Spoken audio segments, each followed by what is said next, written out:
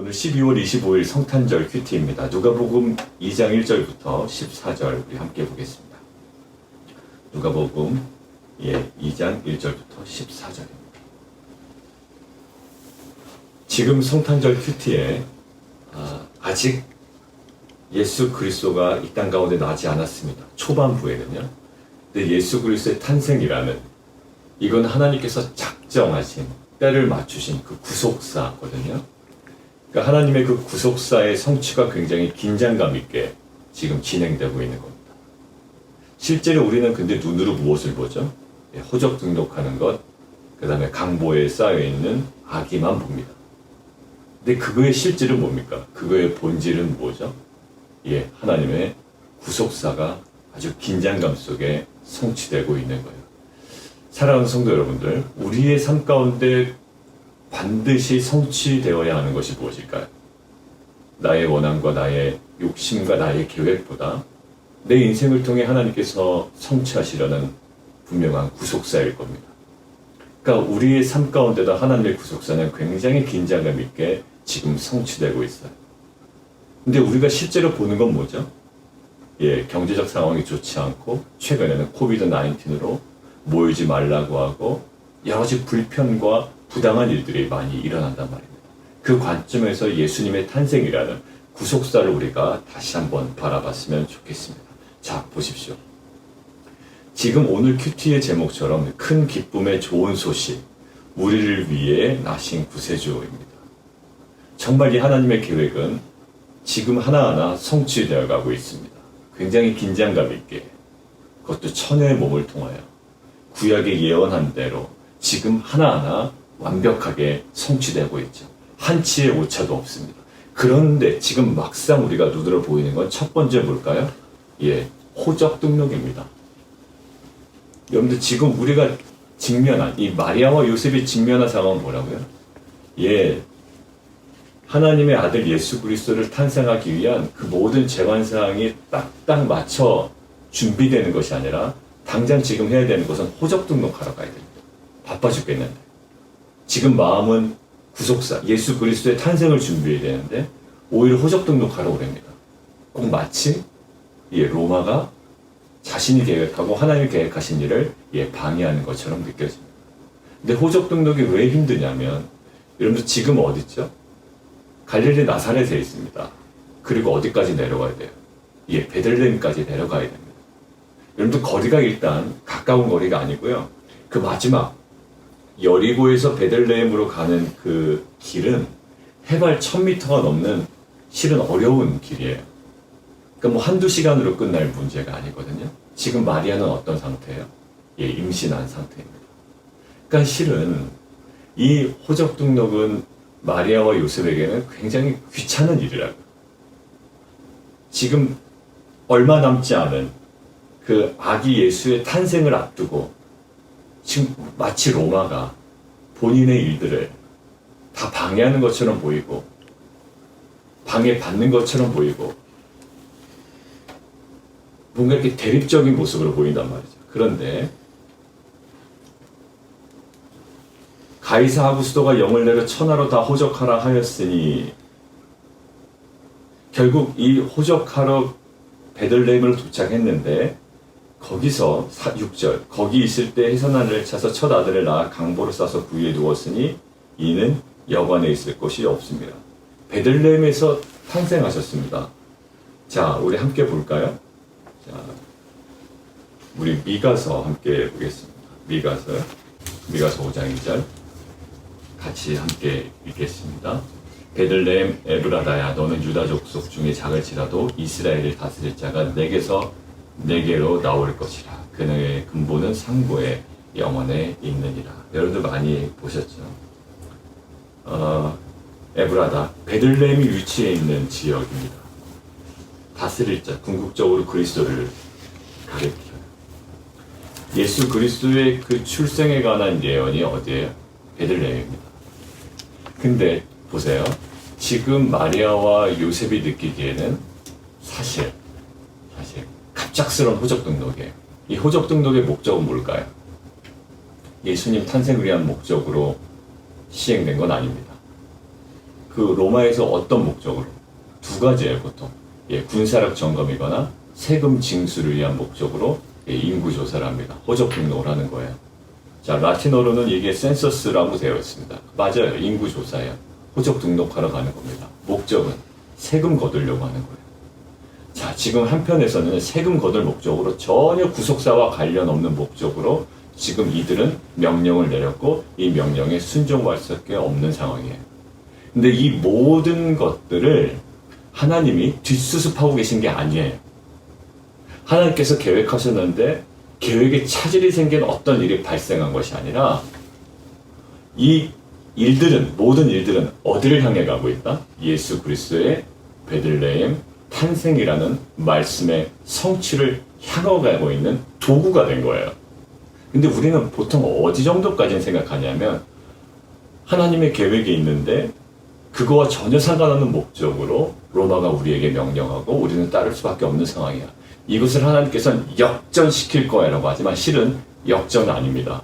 왜냐하면 하나님은 이 방법을 통해서 일하신 것이지 이 겨우 로마 황제가 또 로마의 정부로부터 이 어떤 명령된 그 집행된 것들을 뒷수습하신 게 아니라 우리도 마찬가지예요. 코로나로 인해서 실행된 정책들이 있습니다. 코로나 때문에 예, 집합 같이 모이기를 또 금지하는 명령도 있고요. 이 모든 것들이 우리에게 표면적으로는 굉장히 불편하게 여겨지고 때로는 부당하게 여겨져요. 근데 뭐라고요? 이런 상황임에도 불구하고 하나님께서 좋은 일을, 선한 일을 우리에게 주신다라는 게 아니라 오늘 본문 예수 그리스도의 탄생이라는 구속사의 성취는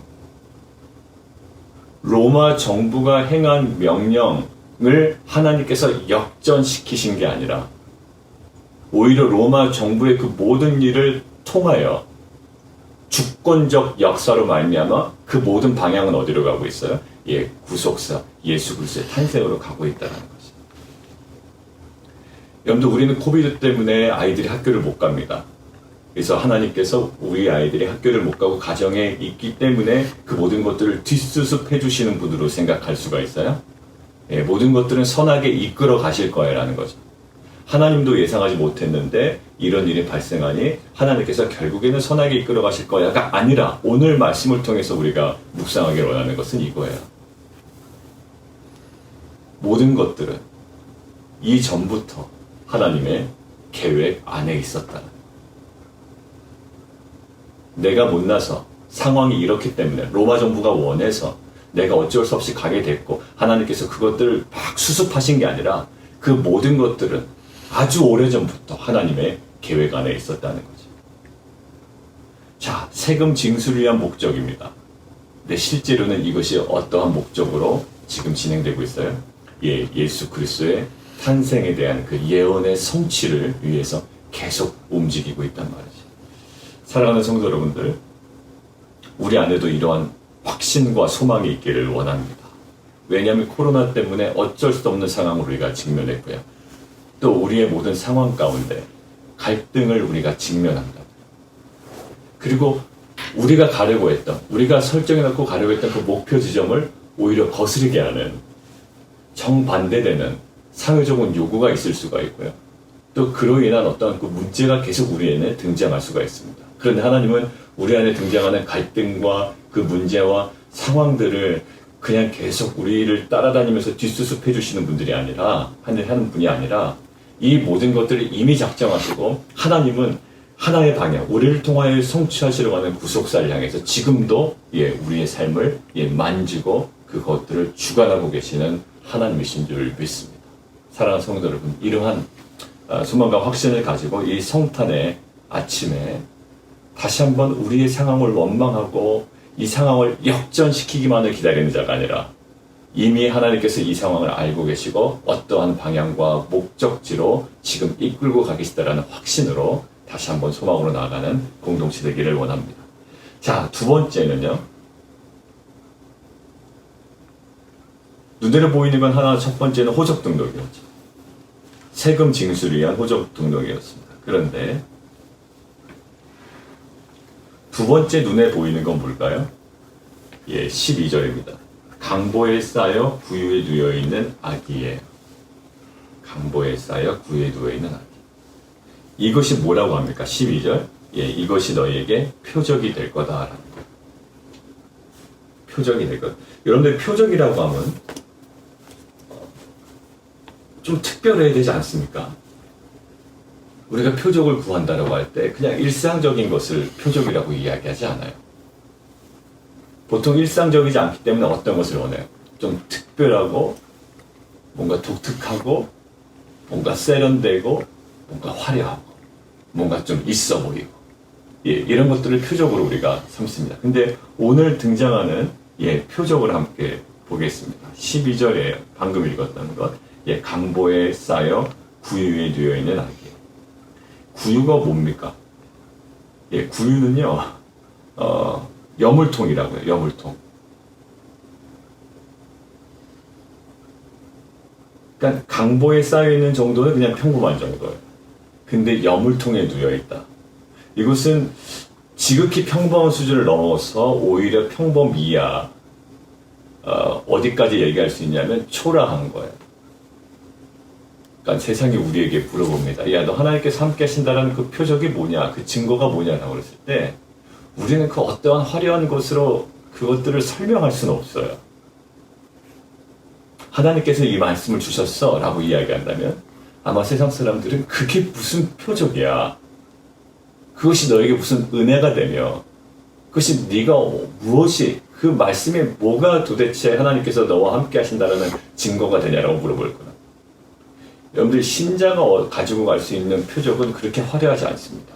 오늘 메시아의 탄생이라는 이 영광스러운 이 모습이 어떠한 표적으로 드러나면 굉장히 초라함으로 나타났다. 무엇을 봐요? 초라함을 봅니다. 근데 그것을 어떻게 봅니까?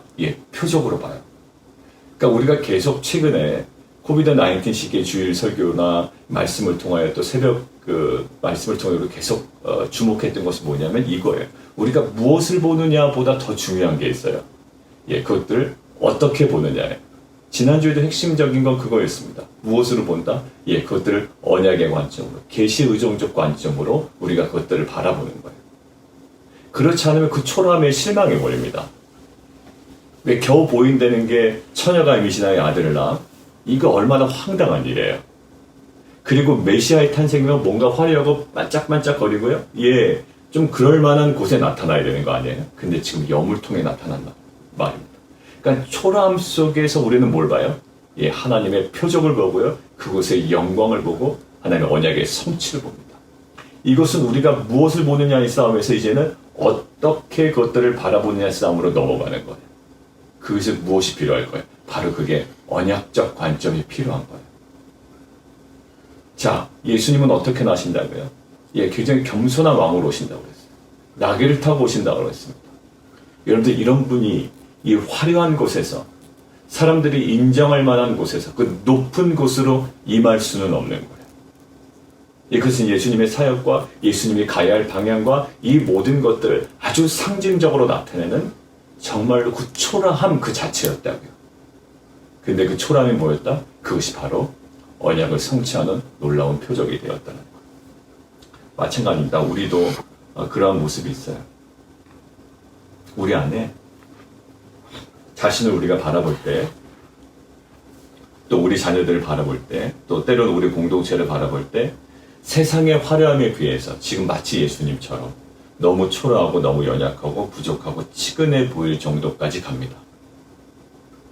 심지어 공동체 안에서도 내 모습이 너무 평범한 거예요. 오히려 실패한 인생을 살아가는 자처럼 보일 수도 있습니다. 그러니까 어떤 물리적인 시선과 그런 관점으로는 언약 백성으로서의 매력을 도통 발견할 수 없는 우리의 모습이 있죠. 자, 그런데 우리는 선택해야 됩니다. 아주 평범하고 실패한 듯한 내 모습. 지금 예수님은요, 실패한 모습처럼 보여요. 왜? 연물통에 있다고요. 강보에 쌓여서 어떤 좋은 장소에 안락한 곳에 오신 것이 아니라 여물통에 오셨다. 또 다른 전승에 의하면 동굴 속이라고도 표현해요. 그래서 그곳을 예수님의 탄생 기념교회로 세우는 어떤 그런 지역도 있습니다.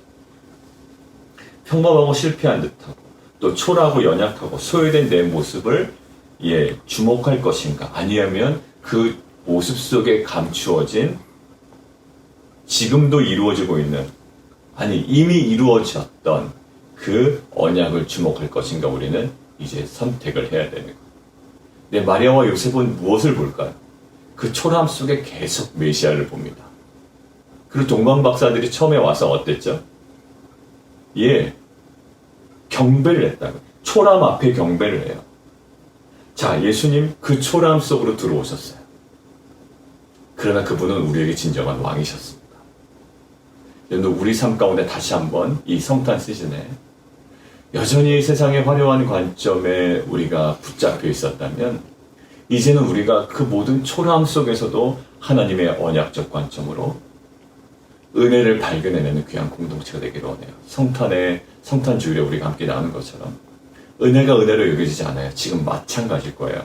강보에 쌓여 여물통에 누여있는 아기가 무슨 메시아처럼 여겨지겠어요. 근데 이 초라함 속에 하나님의 은혜와 언약의 성취를 바라보는 거죠. 여러분들 다시 한번 정리하겠습니다. 코로나 때문에요. 너무 초라해 보여요.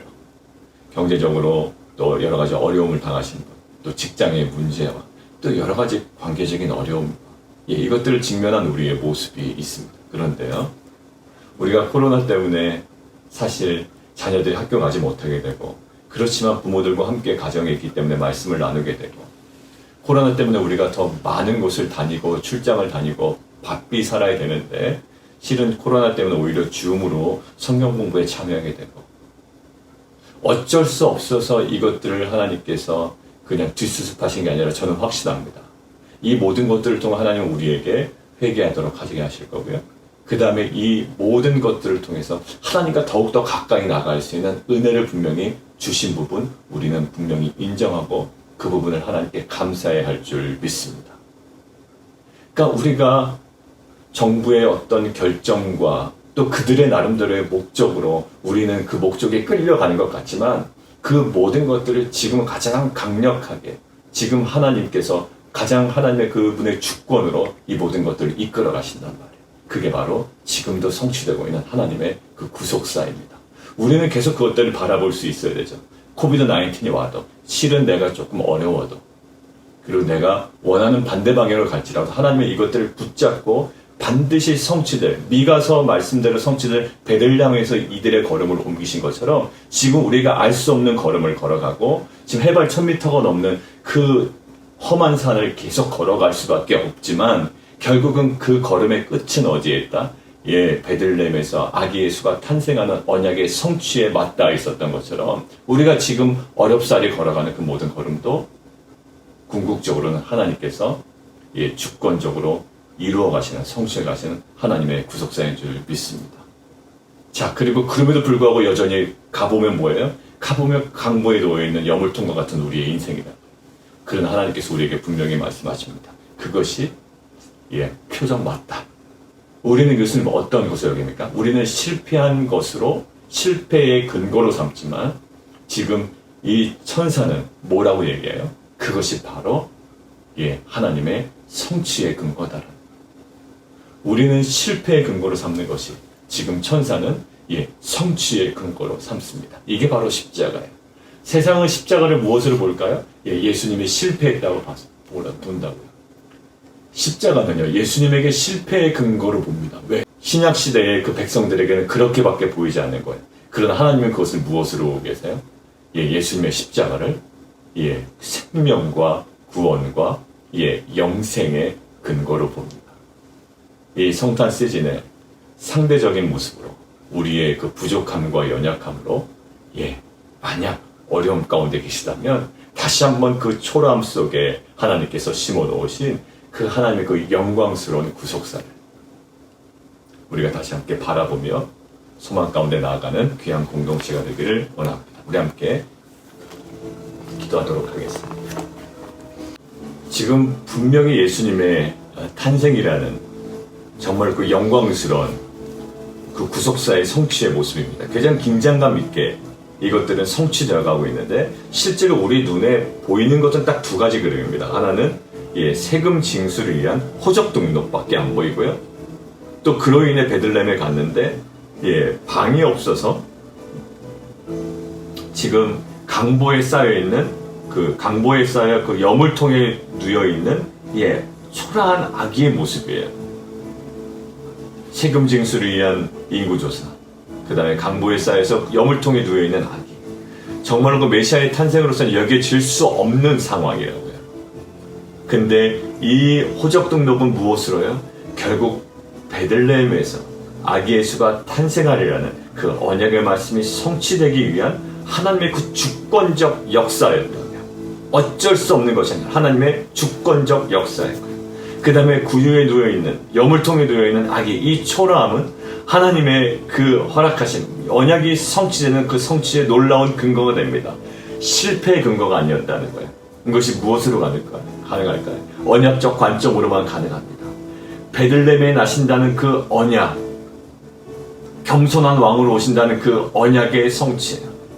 십자가도 마찬가지였죠. 십자가도 결국 예수의 실패의 근거가 아니라 하나님의 언약의 성취의 놀라운 근거가 됩니다. 우리 안에 있는 그 초라함을 무엇으로 바라볼 것인가? 우리가 직면하고 있는 코비드-19 상황을 무엇으로 보일 것인가? 우리가 언약적 관점으로 이 성탄의 아침에 다시 한번 바라보고 소망으로 나아가는 귀한 공동체가 되기를 원합니다. 우리 함께 기도하며 나가도록 하겠습니다. 예수님의 그 탄생은요, 어떤 그 한 나라의 그 시조의 탄생에서 보이는 것처럼 어떤 막 영광스러운 모습이나 놀라운 기적이 아니에요. 오히려 예수님에게 기적이라면 정말 그 여물통에서 정말 낮은 곳으로 오셨다라는 거고요. 예수님에게 기적은, 최후의 기적은 무엇일까요? 십자가에 저주스럽게 달리셨다는 거예요. 그러니까 탄생과 마지막 죽음이요, 초라함과 저주로 끝나는 것 같아요. 이런 인생 없습니다. 그리고 그 과정 중에는 계속 비난을 받으셨고요. 모함 받으셨어요. 그러나 그 속에 하나님의 구속사는 멈추지 않고 성취됩니다. 아마 우리의 인생도 그런 모습이 아닐까 싶습니다. 이 성탄에 우리가 바라는 것은 세상의 화려함이 아니라 하나님은 어떠한 상황이든지 하나님은 하나님의 목적에 맞게 우리의 인생을 끌어가시고 있는 줄 믿습니다. 우리가 계속 살아있어야 되는 건 뭘까요? 지속적으로 우리에게 도전하시는 거죠.